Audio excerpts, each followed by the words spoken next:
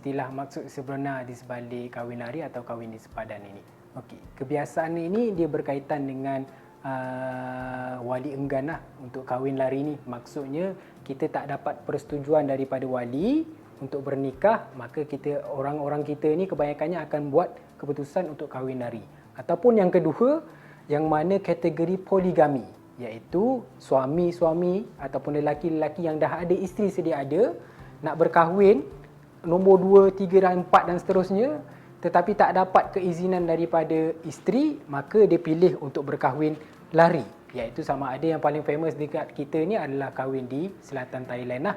Sama ada di Songkhla ke, di Narathiwat ke, dan juga di Yala. Kebanyakannya di situlah, ataupun satu lagi yang biasa juga di Betung. Okay. So antara sebab-sebab orang berkahwin lari itulah antara dua sebab yang famous. Pertama, tak dapat setuju daripada wali. Yang kedua, disebabkan dari sudut poligami. Dan yang terbaru, kalau sebabkan PKP, sebabkan pernikahan online tak dibenarkan nikah pun ramai juga orang bernikah di selatan Thailand. Dan saya tak nafikan sebelum PKP nikah Thailand banyak, tetapi tempoh PKP dalam keadaan negara tutup, sempadan dan sebagainya, nikah sempadan, nikah lari tetap banyak juga. Dan kena ketahui juga sekarang ini nikah lari tak semesti lagi lari nikah di Thailand. Sekarang ini banyak ejen-ejen pernikahan yang tak kira hukum halal haram ke, diorang buat saja pernikahan dalam Malaysia ini. So banyak sangat berlaku pernikahan yang tidak sah. Itu sangat membahayakan kepada pasangan-pasangan yang tak sabar nak kahwin, kahwin tak mengikut prosedur, menyebabkan perkahwinan boleh jadi tidak sah.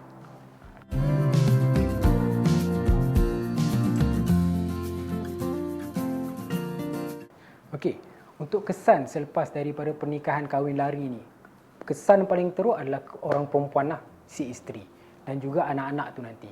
Kena tahu siapa yang bernikah lari ataupun bernikah tanpa kebenaran mahkamah ataupun bernikah di sepadan Thailand ini, anggaplah you balik Malaysia, you bukan bernikah lagi. Belum lagi bernikah sebab tak ada apa-apa pun sertifikat daripada Malaysia. Apa kesan pertama? Saya bagi contoh terdekat lagi, latest ni, baru datang pada kita, klien baru ni kena tangkap basah. Dia dah nikah dah dekat Narathiwat, ada sijil nikah Narathiwat yang betul, ada gambar pernikahan yang betul, tapi bila kena ambush dekat Shah Alam baru ni, penguatkuasa tak ambil kira benda tu. Pernikahan itu dianggapkan belum lagi buat pengesahan tersebut dan kena dakwa dah pun di Mahkamah Syariah atas faktor berkhalwat. So itu kesan pertama, iaitu kita balik ke Malaysia, kita dianggap masih lagi belum bernikah walaupun kita ada sijil nikah Thailand. Baik, kesan yang kedua, kita kena tahu kalaulah perkahwinan itu masih lagi berterusan, tak ada masalah. Okey, boleh disahkan pada bila-bila masa. Yang menjadi masalah besar, yang paling saya kesian orang perempuan, bila berlakunya perceraian. You bernikah, tak sahkan di Malaysia. Berlaku perceraian, anggaplah kita tak pernah berkahwin dengan lelaki. Orang lelaki tak apa, tak ada masalah, dia memang suka. Sebab dia tak ada terikat apa-apa lagi di Malaysia. Kalau dia berpoligami, lagilah dia suka perkara itu. Sebab apa? Orang yang isteri yang dikahwini di Thailand ataupun isteri yang dikahwinkan secara lari itu bukan isteri yang sah di Malaysia, jadi dia tak ada terikat dengan apa-apa undang-undang. Orang perempuan kalau bercerai, kita ada iddah, kita ada mut'ah. Kalau suami tak bagi nafkah dan tempoh kahwin, kita boleh failkan tunggakan nafkah dan sebagainya. So perkara-perkara ini boleh tuntut tak? Tak boleh. So kita kena buat apa dulu? Kena buat perkara pertama yang kita tak buat dulu, iaitu pertama, sahkan dulu pernikahan. Kemudian dah ambil masa tempoh berbulan-bulan, sahkan pernikahan, selesai. Kemudian kalau adanya lapas cerai luar mahkamah, kena buat pengesahan lapas cerai pula, naik lagi mahkamah, kena buat pengesahan lapas cerai. Kemudian yang ketiga, barulah boleh difailkan tuntutan-tuntutan selepas perceraian. Kalau kita tak buat benda pertama, iaitu sahkan pernikahan, jangan mimpilah bab perceraian, jangan mimpilah tentang bab tuntutan selepas perceraian. Ada tak cara yang lebih mudah? Ada orang kata dah halang nikah pun Thailand, dah pun bercerai, kahwin pun ikut undang-undang sana. Kalau nak mudah, pergilah balik ke Thailand, buatlah pohonlah perceraian melalui pejabat agama yang mana kita bernikah. Tetapi balik Malaysia, nak failkan tuntutan selepas perceraian boleh tak? Tak boleh lah. Sebab kita kahwin ikut undang-undang Thailand, bercerai pun ikut undang-undang Thailand, tuntutan selepas perceraian tak bolehlah buat di Malaysia. So itu kesan paling besar yang menyebabkan kesukaran kepada orang kaum isteri ini. Seterusnya, apa lagi kesan yang paling besar? Kesan paling besar iaitu kalau berkahwin kemudian ada anak. Kita ada kes berkahwin di Indonesia. Sekarang kita tengah buat pengesahan nikah dia. Okey, berkahwin di Indonesia. Anak dah umur 8 tahun, umur dah 7 tahun. Anak tu dah duduk kat Malaysia dah lama dah. Sekolah tadika tak apalah skip. Sekolah rendah takkan nak skip. So itu menjadi satu masalah di mana PPD, pihak pentadbiran sekolah, minta sijil pernikahan. Sijil pernikahan tak ada, ada sijil nikah Indonesia saja. So itu tak valid untuk daftarkan anak di sekolah. Jadi itu memberikan kesan kepada pendidikan anak tu. Nak daftar anak tu JPN pun tak ada. Anak tu sampai sekarang tak ada lagi sijil lahir. So itulah memberi kesan. Sebab apa? Kena tahu. Bermula tahun 2015, pihak Jabatan Pendaftaran Negara takkan keluarkan lagi sijil lahir anak-anak bagi siapa yang tidak ada sijil nikah Malaysia. So untung siapa yang dulu kahwin tahun 1998, kemudian pergi terus JPN, 2014 terus kahwin dan terus pergi JPN, pakai sijil Thailand still boleh keluarkan lagi sijil lahir anak. Tapi sijil nikah Malaysia tak ada lagi. Tapi bermula 2015 sampailah sekarang ni 2023, bawa lah sijil nikah Thailand, JPN memang tak layan. Kena buat dulu sijil nikah Malaysia, bawa sijil nikah pergi ke JPN, barulah JPN akan keluarkan sijil lahir anak-anak tersebut. Kemudian barulah boleh uruskan persekolahan dan sebagainya. So banyak kesan dia yang akan menyusahkan dari segi pihak isteri, dari segi pihak suami, dari segi terutamanya anak-anak. Ketahuilah, nak lagi susah kalau dah kahwin lama tahun 1998, kahwin tahun awal 2000, sijil nikah Thailand hilang, konsulat hilang, itu lagi menyusahkan. Nak kena pergi balik Thailand, nak kena balik konsulat, ada banyak prosedur diorang untuk diorang keluarkan sijil nikah yang baru. Yang jadi lagi masalah, sebenarnya nikah dulu tu tak sah pun, nikah secara sindiket saja. Itu pun banyak juga berlaku. Memanglah kita pergi melalui ejen ni banyak nikahkan orang. Kita ada satu kes nikah di Sabah. Oh, ini Tok Kadi yang dah nikahkan ramai orang dah beribu dia nikahkan. End up dia, bila kita tak buat pernikahan, nak sahkan nikah di Jalan Duta, kita tanya mana sijil nikah yang asal, dia bila dia kontak juru nikah tu, isteri dia angkat. Oh, imam sudah kena tangkap. Sebabnya yang Tok Imam tu sebenarnya adalah Tok Imam yang tidak bertauliah, yang telah menikahkan ribuan orang. So itu menjadi satu kesalahan. Itu lagi berbahaya. So tolonglah buat pengesahan pernikahan segera selepas daripada berlakunya pernikahan tanpa kebenaran.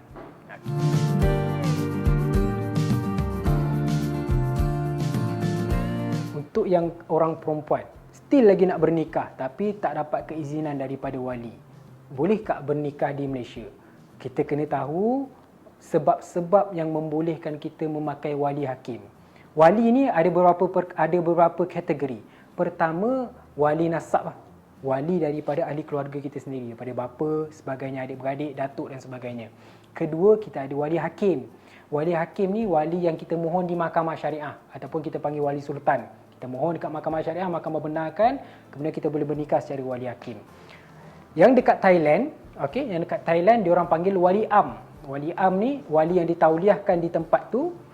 Contoh, kita bernikah di Songkla, kita kena cari wali am yang ditauliahkan untuk nikah di Songkla saja. Kita tak boleh ambil juru nikah Songkla, bawa pergi ke Narathiwat, kita bernikah di Narathiwat. Itu tidak sah. Yang ketiga, kategori wali tahkim. Wali tahkim ni kita panggil macam mana? Wali bawah pokok. MMS ni panggil. Kita panggil sesiapa sahaja untuk jadikan wali untuk nikahkan kita. Itu confirm tidak sah.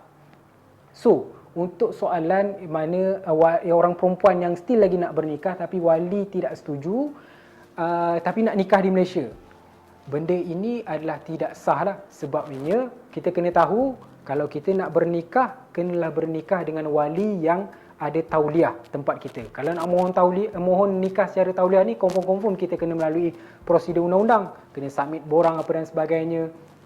Dan kemudiannya kena ada, kalau wali tak nak jadi ni, kena ada surat wakil wali.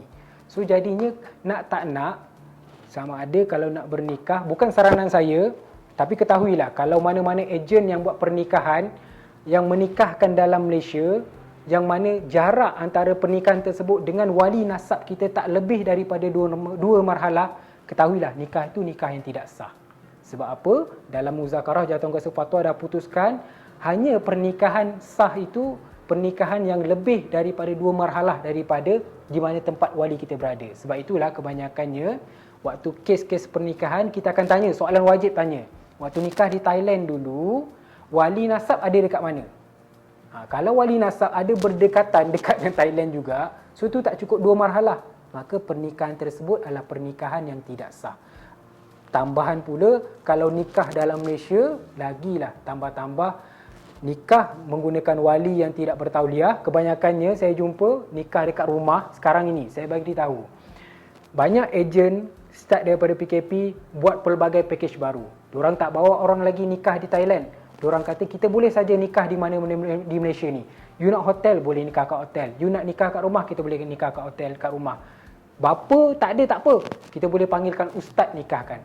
Tolonglah siapa yang mendengar pakej-pakej begini, kalau tahu suami kata oh dia dah jumpakan ustaz boleh uruskan pernikahan, tolong jangan buat perkara ini, sebab pernikahan itu adalah pernikahan yang tidak sah. Sebabnya kita bernikah dalam Malaysia pastinya tak lebih daripada 2 marhalah daripada tempat wali kita berada. Kalau sekalipun wali kita berada di Johor, kita bernikah di Perlis, dah lebih 2 marhalah, tapi adakah wali yang menikahkan di Perlis itu ada tauliah? Kalau wali yang tak ada tauliah menikahkan di Perlis, maka pernikahan itu tetap juga tidak dapat nak disahkan di mahkamah syariah kelak. So elakkan pernikahan di Malaysia sekiranya bukan wali kita sendiri yang menikahkan kita. Boleh nak nikah, tak apa nikah di Thailand, nak nikah di Malaysia, tapi syarat paling utama adalah wali sendiri ataupun wali nasab kita sendiri yang menikahkan kita.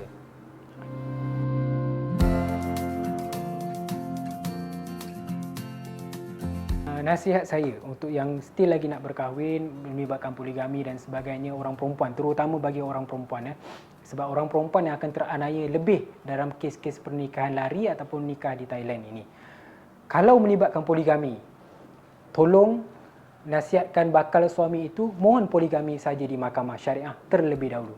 Tak susah, itu dimomok-momokkan sahaja. Kata susah nak mohon, kena izin isteri, tak.